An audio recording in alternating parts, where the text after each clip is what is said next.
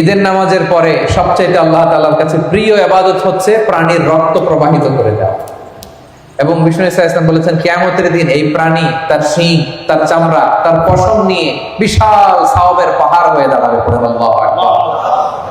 এজন্য হুজ্জাজ বাইতুল্লাহ যারা হজে আছেন, আল্লাহ তাআলা তাদের হজকে কবুল করুন। আমরা যারা কুরবানি করছি, আল্লাহ তাআলা আমাদের কুরবানিকে কবুল করুন। এই কুরবানি এটা হতে হবে হালাল উপার্জন থেকে। ইন্নামা ইয়াতাকাব্বালুল্লাহু মিনাল মুত্তাকিন, তিনি শুধু মুত্তাকিদের পক্ষ থেকে কবুল করেন, হালাল থেকে তিনি কবুল করেন। হারাম দিয়ে বিশাল 5 লক্ষ টাকা দিয়ে আপনি হাটের সবচাইতে বড় গরুটা কুরবানি করেছেন, ওই কুরবানি কশিনকাল আল্লাহ তাআলার দরবারে কবুল হবে না। আর সামান্য কিছু অর্থের মালিক আপনি, একা একটা কুরবানি দেওয়ার সক্ষমতা নাই, হায়রে 7 জন মিলে ভাগে কুরবানি দিচ্ছেন, ওইটা আল্লাহর আরশে আগে কবুল হয়ে যাবে। এজন্য আমরা সবসময় হালালের সাথে থাকি। কিসের সাথে? হালালের সাথে। হারামের সাথে আমাদের কোনো সম্পর্ক নাই। হালাল থেকে অল্প দান করলো এটাকে কবুল করে কে?